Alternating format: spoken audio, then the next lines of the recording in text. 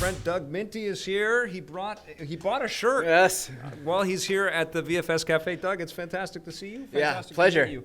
You traveled all the way from Toronto. I did. Just to be on EP. Just to be here. Which is amazing. That's so yeah. cool. That's so rad. Thank you very much. Oh, no problem. Thanks for your years of support. You used to watch us on TV. All the time. And now you watch us on the YouTubes. Of course. Watch our rundowns. Oh, yes. All the stuff. Every day. That's dope, man.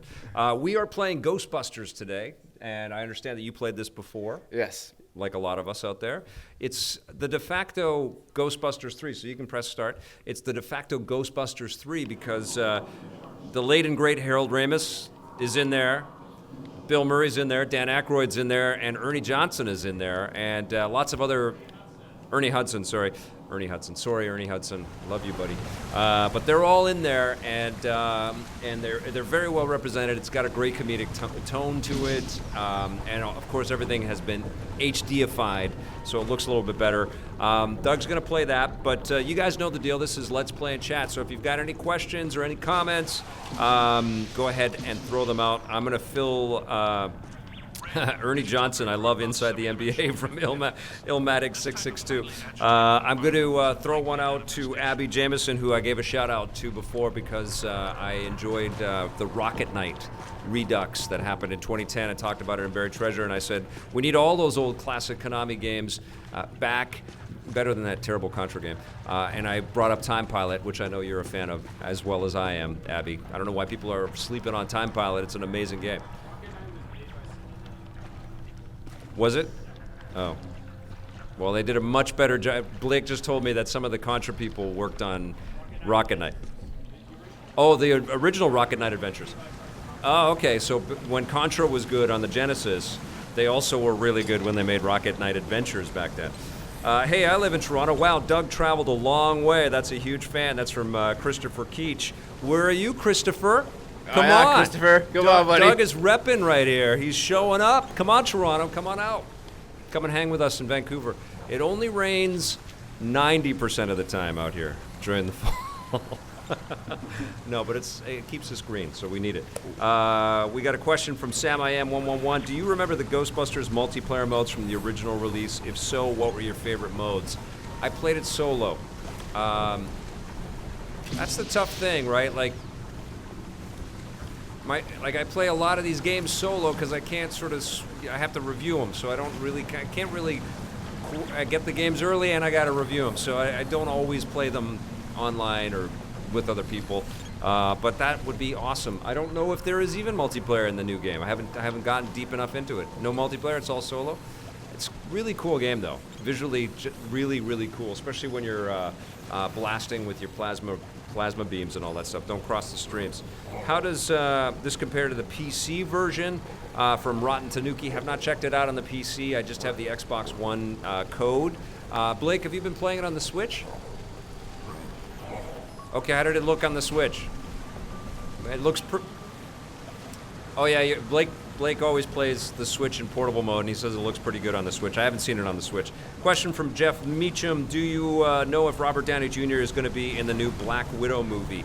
That's what I heard. Yeah, I heard that he's back in the Black Widow movie.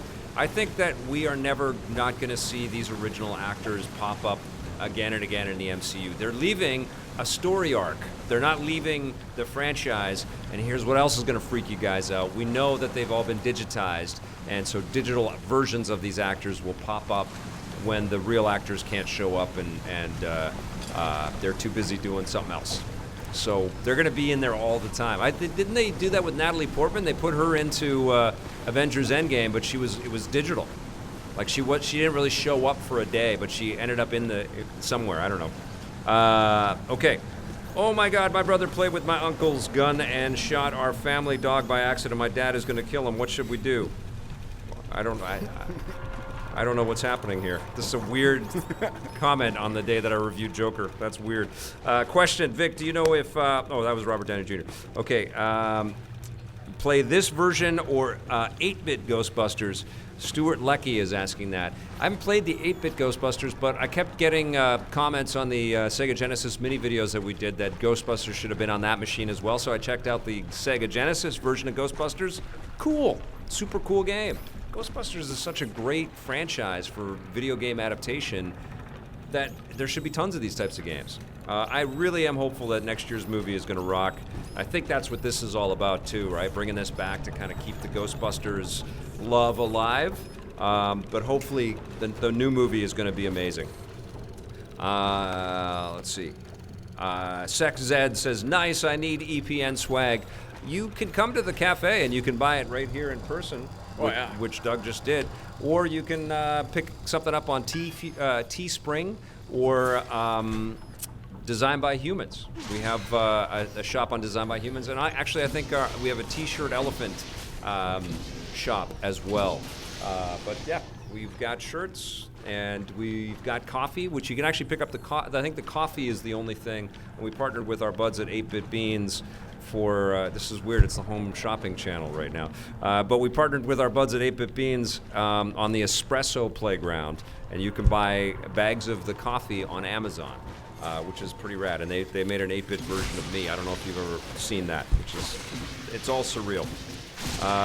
Okay, let's see. Ghostbusters is filming in Calgary. One day it was pretty close to me. That's from Forchi.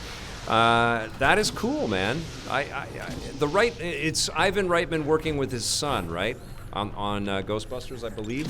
And there's some Canadianness in that family, and of course Dan Aykroyd lives in is it Kitchener, Ontario? Does he live in Kitchener? Yeah, which is cool. It's great that there's a Canadian Ghostbusters thing. Connection that way. Comment from Abby Jameson, the real Ghostbusters 2 is the NES game that should be played. It is it's the real one. Okay, and it's by HAL. Okay, I gotta check that out. I don't have a very big NES collection. There was no EP back then. So I got, my story with NES is I got it in like 88, or it might have been 89, and I thought, oh, this is fantastic. And then the Genesis came out with all of its marketing. I'm like, oh my God, that's arcade quality. Forget the NES, I'm playing on the Genesis. So I started to really get back into games in a big way with the Genesis. Adrian Leon met Ernie Hudson at the local Comic-Con in 2015. I heard he's a wonderful guy. I bet you we have had him on EP in some capacity. I don't remember personally having a conversation with him. I may have, but I heard he's fantastic. Let's see what else we got in here. Sex Ed says he hasn't played Ghostbusters since Nintendo days. Well, you can play Ghostbusters on Nintendo Switch now.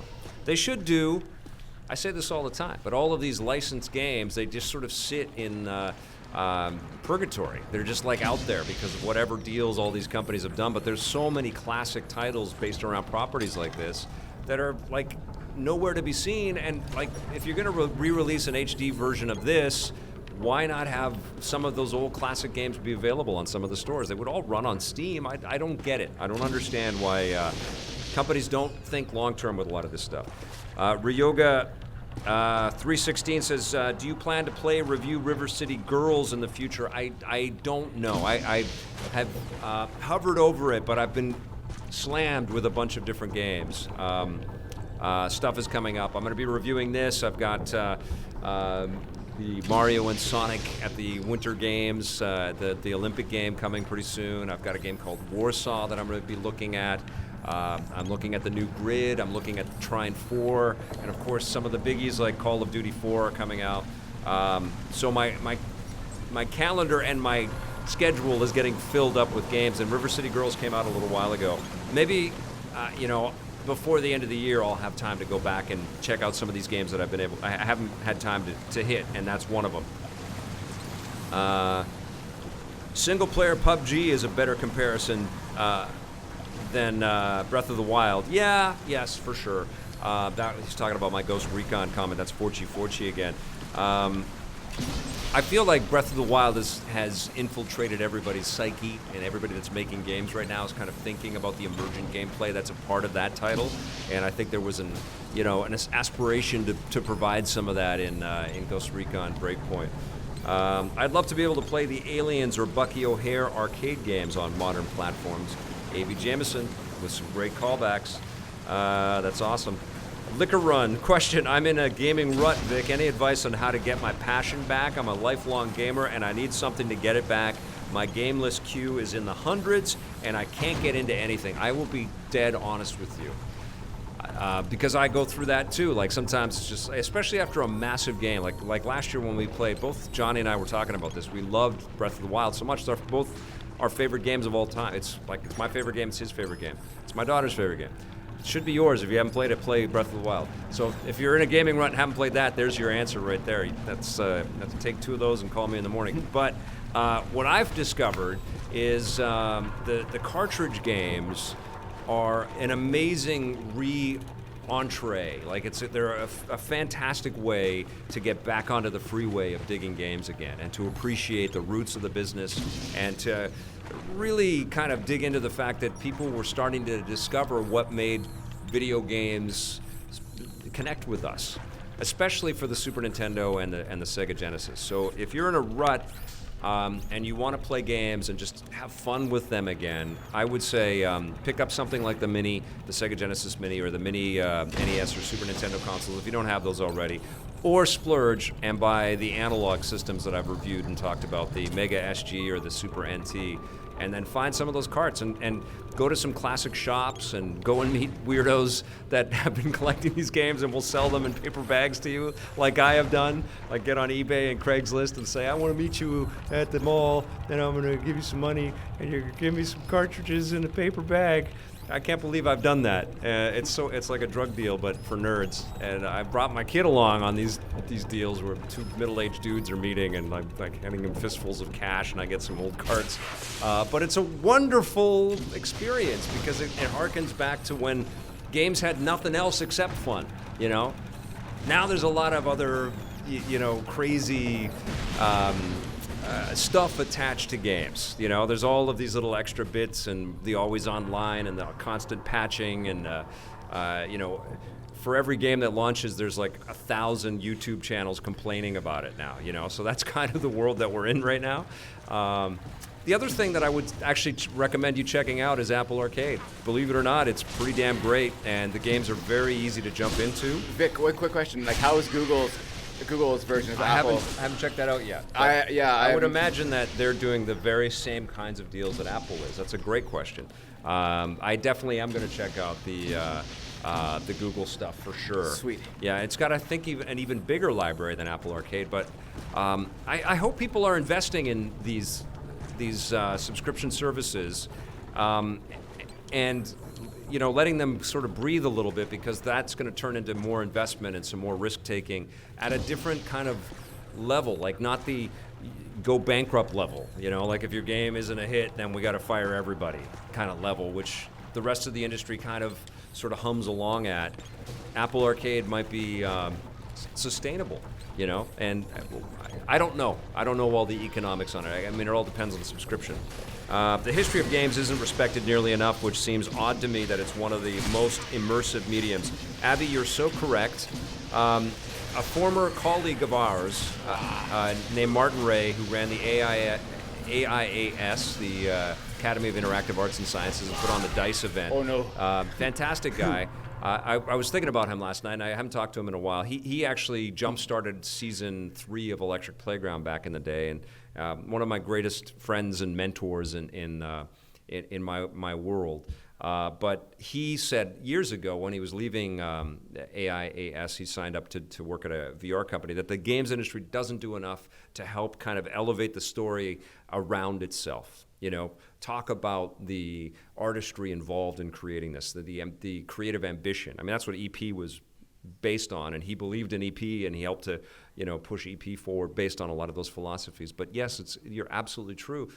You're absolutely correct about that. And as amazing as things like the Sega Mini are, it would also be incredible to have lots of interviews with all of the people that worked on all that stuff. Did you crash this? I died. It's a hard part. Those candle guys got me. This is as far as I got. Okay, good. Yeah. You gave me a nice, powerful, quiet moment. I know. Which was great. Yeah. Vic, do I know when Iron Man VR is coming out? Yes, Jeff Meacham. It is coming out February 28th, 2020. So you have to get The Last of Us 2 finished by then, because that's out on the 20th. 2020 starting off with a bang.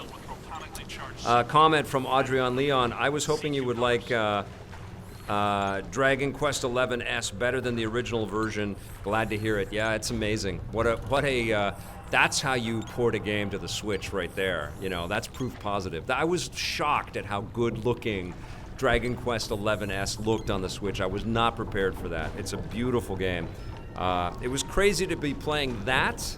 And I didn't say this in my breakout review, but or Breakpoint review. It was crazy to be reviewing that and Ni no Kuni, both amazing at the same time, and then a completely different game with Breakpoint. It was also a great palate cleanser to go to Breakpoint and have sniper rifles and military gear and, you know, a scumbag John Bernthal hitting people in the shins and torture sequences. Like, okay, this is different, and I enjoyed that. And also I still am playing a lot of Sayonara Wild Hearts, which I don't think enough people are talking about.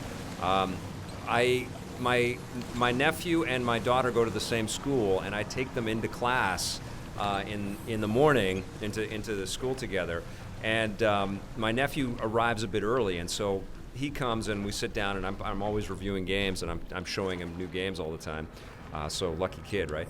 But he saw Sayonara Wild Hearts, and it blew his mind. And he keeps asking me to play that game, even though I've reviewed it. But we do go back to it. And we were almost late for school the other day because we got completely obsessed with how cool it is. So check out Sayonara Wild Hearts. It's one of the ones on Apple Arcade, but it's on every other platform right now, too. So good. From Warco A, we have a question. Which subscriptions do you think will resonate the most with gamers? Maybe a top 5 subscription on EPN. Maybe that's a Rocket and Reagan Award.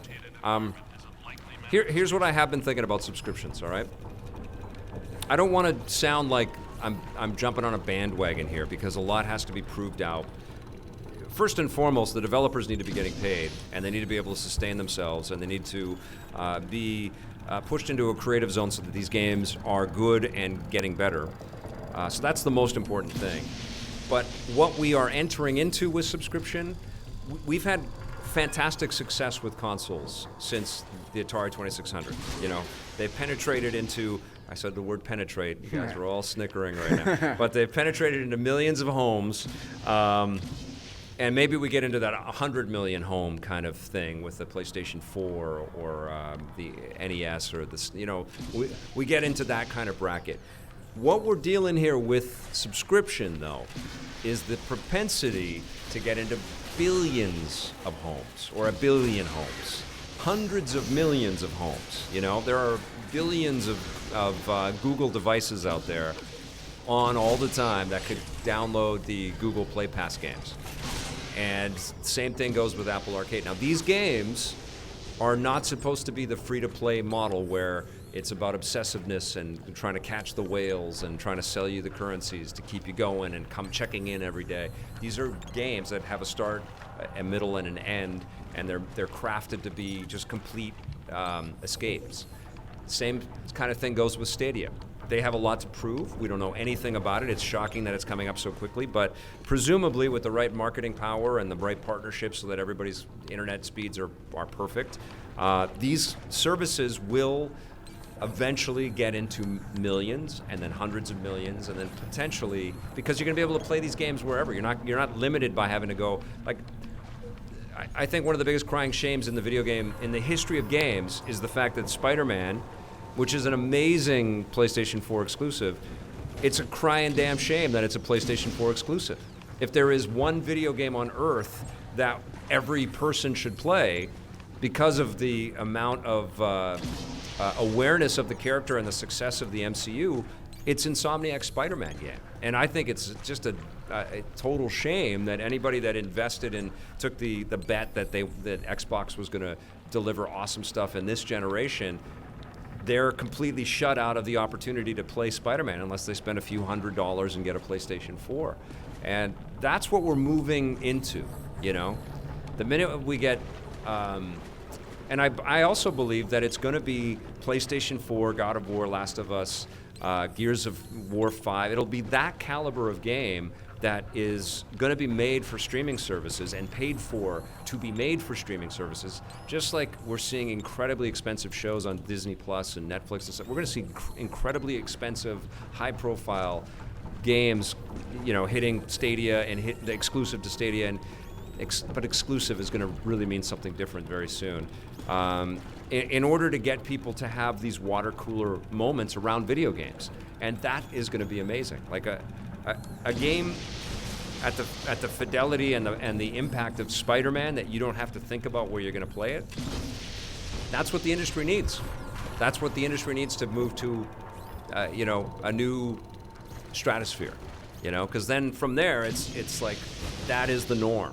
Right now, it's like that is a rare thing that happens. But once we cross a certain amount of threshold there, we're gonna put it this way: we have 23 Marvel movies, and we have movies based on characters. Shang-Chi. I don't know anything about Shang-Chi. I knew a little bit about Black Panther. It became a billion-plus sensation. We have all of these different movies being generated around these characters that we are getting introduced to for the first time, but we don't have games specific to each individual character or anything close to that are at the level of Spider-Man. And why not? We should. I think a huge chunk of the reasoning behind that is because the distribution is very limited. It's very sort of buttoned down, and we're about to kind of open a door to that not being the case very soon. All right, question from Raiders 7528. What's the likelihood that The Last of Us 2 gets a PlayStation 5 port? If so, should I wait for the superior experience? Well, I'll tell you this. Now that we know the date of Last of Us 2, we're not going to hear anything about PlayStation 5 until after that ships for the PlayStation 4, because they're going to want to sell as many as they can to the existing install base, which is fine. And Last of Us was one of the last PlayStation 3 experiences. It has a vastly superior remaster available for the PlayStation 4, which I think is a free game this month, actually. I think it's on PlayStation Plus. You can get it for free.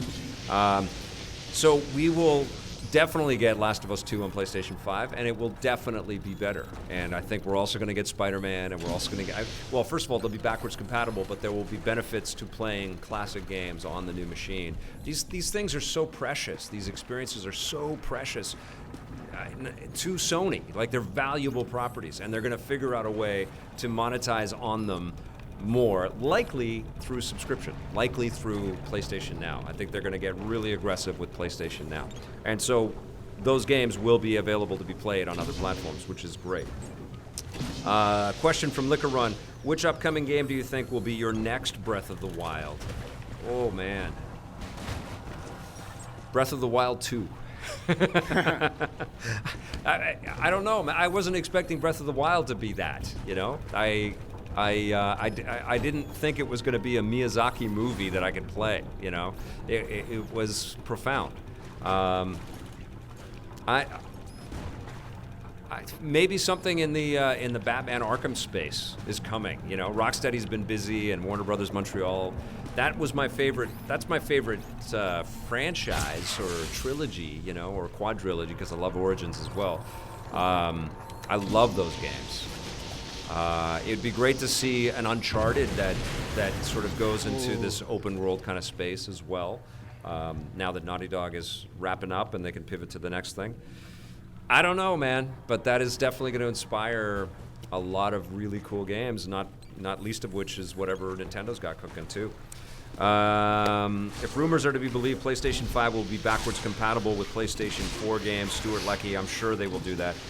Question, I'm still confident that Split Second 2 is still coming out. Do I think that? 76 Demon 67? No. I can't talk about it. Okay, they should start getting. I don't think it's coming out. It'd be great if it did. I love that game, and I love the people that we did the making of that game. We worked with BlackRock. We went out to. I think they were in Guilford, Brighton. They're in Brighton. We spent time with those guys. Company's disbanded, but that property is just sitting there. There's so many great franchises. Abby Jameson is 100% correct. We make a game in this business and we just move on. Actually, why we didn't have a show on Wednesday is I was rehearsing for an event that I just did here at VFS last night, and it was it's called the Pitch and Play, where we wrap up the student demos, all the games that all these younger people have worked on, and they show them off. It was great, fun night, great games. There was a twin-stick shooter there, and I asked all the developers, had you ever heard of Eugene Jarvis, or had you played Smash TV or Robotron? None of them had. And that was like a dagger in my heart. But that is not their fault. That is the fault of the video game industry letting that story just disappear. You know, the fact that there isn't a Smash TV in the political world that we're in right now is insane. I mean, Smash TV is more appropriate in 2019 than it is as a game that kind of riffed on what the Running Man did 20, 30 years ago. It's an amazing game. I don't know if you guys remember it too, as well, but it's amazing. And Robotron is the creator of, through Eugene Jarvis, he created dual stick shooting with Robotron, also incredible. Okay. Has Vic ever been in a game cameo? Yes, I've done a few things. One of them was NHL Hits. I love doing that, so if there are any developers that are building something and want to reach out, please do. I do dig doing voiceover stuff like that. It's really fun. The truth, how do I feel about Bob Iger admitting that they backstabbed George Lucas? It was kind of heartbreaking. I saw all the comments on that. Actually, I forget the guy's name. He's got a great movie review channel. He's got super tall hair. He's like his black hair in a pompadour kind of thing. Jeremy something. He did a great video, and I acknowledged it. I think I know who you're talking about. Jeremy Johns? Yeah, something like that. He's got. I know the hair. Well, I watch him too. Yeah, he did a thing on George Lucas, and it was very heartfelt. And I thought this was great. This was a very big departure from his usual, super fast movie reviews, which are good too. But I thought he was bang on. I thought it was, duplicitous. And sneaky, but Lucas made his billions, and he made lots of poor decisions. His biggest, poor decision that Lucas made is he surrounded himself with people that would just say, "You're a genius. Every idea you have is perfect." He never had the pushback. And you watch the unbelievably revealing behind-the-scenes stuff for the middle trilogy, episode 1, 2, and 3, and you see that nobody would ever stand up to George. And George would walk into an art room and just with a rubber stamp go, "This is good, this is good." You have to be a little bit less, flippant about how you make your artistic choices like that, I think. But he created such a massive industry of people doing busy work around him that it got out of control. And I think it's fine to be critical of that. But the guy is a genius, and he created a lot more than just Star Wars. He created nonlinear editing. He crafted this whole kind of rebel studio model of owning the rights to your properties and locking down licensing deals. And so he made his billions off of the toy stuff that happened with Star Wars. He was heavily invested in THX and Pixar and Lucasfilm Games, and then LucasArts and. And all of the give back that he has given. LucasArts is the best thing ever. TIE Fighter is my favorite game. I don't know if you ever played that game before. Just an unbelievable genius and a real sort of prescient person that understood that digital was going to be a huge part of what all of our entertainment was, and so far ahead of the game. So, and Howard the Duck. That was from Star Trek lover Blake Siefkin. He and Red Tails. He made mistakes for sure, but yeah, I love George Lucas, so it did hurt to read that. They should have been much more upfront, but I also applaud that Bob Iger acknowledged that. This is the last question. What video game, Victor, made you so frustrated that it almost made you throw down your controller in anger? Well, Contra was one of the last ones. It was incredibly frustrating and repetitive, and I was playing that one alone because it was pre-release, and nobody else. I tried to play online, but nobody else was online. That was often I come close to throwing controllers, but I have matured. I used to do that a long time ago. I've broken a couple of controllers in my day, but I don't do that anymore. That is a very good question.